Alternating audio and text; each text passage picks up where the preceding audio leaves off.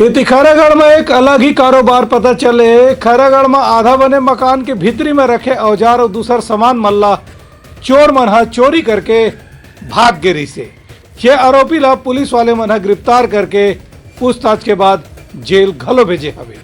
देखो हमार खास रिपोर्ट। राजनांदगांव जिला के खैरागढ़ पुलिस एक निर्माणाधीन मकान से सेंटरिंग और दूसरे प्रकार के निर्माण कार्य में उपयोग में आने वाला सामान के चोरी के मामला में 2 आरोपी मल्ला गिरफ्तार करे है। इस मामले में खैरागढ़ पुलिस के थाना के निरीक्षक राजेश देवदास और उप निरीक्षक शक्ति सिंह के नेतृत्व में टीम गठित करेगी। रही से शिकायतकर्ता के मिले जानकारी के आधार पर संदेही में से जब पूछताछ करेगी तो केशव उर्फ राजा सारथी उम्र 28 साल और भोजराज पटेल उर्फ भोला जेकर उम्र 18 साल है, ये दोनों आरोपी मन अपन जुर्म ला स्वीकार कर लीन। आज अदालत में पेश करे के बाद एमन दोनों आरोपी ला न्यायिक रिमांड में जेल भेज दे गए है। Bureau report Uttarakhand news.